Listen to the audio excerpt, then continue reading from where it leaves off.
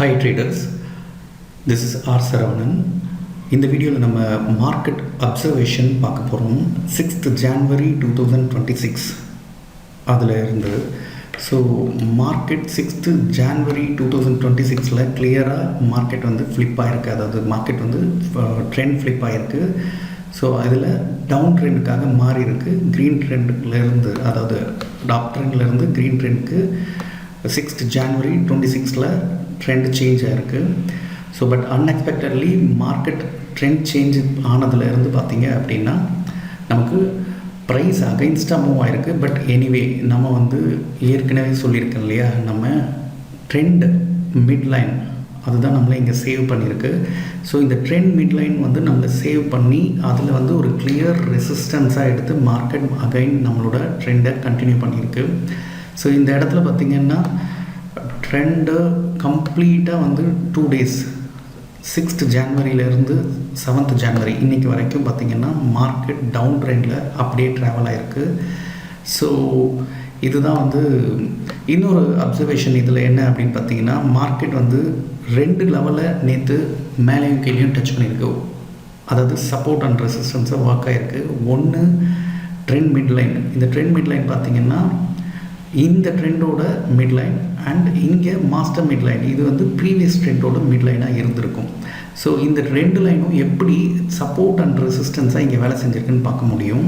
So இங்கே trend midline ரெசிஸ்டன்ஸாகவும், அதே same day பார்த்திங்கன்னா இந்த இடத்துல வந்து இந்த லெவல் வந்து ஒரு சப்போர்ட்டாலேயே இந்த 2 லைனுக்குள்ளேயே இருந்தது 6th அன்னைக்கு. ஸோ இன்றைக்கி காலையில் மார்க்கெட் ஓப்பன் ஆன உடனே actually first candle second candle இந்த இடத்துலையே மார்க்கெட் கொஞ்சம் கொஞ்சமாக இந்த ட்ரெண்ட் மிட்லைனை கீழே இருக்கிற லைனை பிரேக் பண்ணிடுச்சு.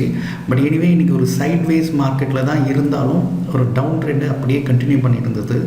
ஸோ இதுதான் இன்றையோட மார்க்கெட்டோட இது வரைக்கும் இருக்கிறது. ஸோ ஸ்டார்ட் ஃப்ரம் எஸ்டர்டே இன்றைக்கி வரைக்கும் பார்த்திங்கன்னா மார்க்கெட் ஒரு மாதிரி சைட்வேஸில் டவுன் ட்ரெண்டில் கண்டினியூ ஆகிட்டு இருக்குது. எனிவே இப்போது ஒரு வேளை இதை யூஸ் பண்ணி நம்ம ஒரு ட்ரெண்ட் இன்ஜின் ப்ரோவை ஒரு யூஸ் பண்ணி நம்ம ஒரு செல்லராக, ஆப்ஷன் செல்லராக நம்ம ஆப்ஷனை ரைட் பண்ணியிருந்தால் என்ன இருக்குன்றதை இந்த ஆப்ஷன் டேபிளில் பார்க்க முடியும். ஸோ நம்மளோட ஆப்ஷன் ஓகே இந்த இடத்துல நம்மளோட ஆப்ஷன் செல்லர் லெவல் வந்து கொடுத்துருக்கு இந்த இண்டிகேட்டர். ஸோ ஆப்ஷன் செல்லர் லெவலாக இது சூஸ் பண்ணியிருக்கிறது, சஜஸ்ட் பண்ணியிருக்கிறது என்ன அப்படின்னா 26,400. இந்த பர்பிள் லைன் தெரியும் உங்களுக்கு. ஸோ இந்த பர்பிள் லைன் தான் ஆப்ஷன் செல்லர் லெவல்.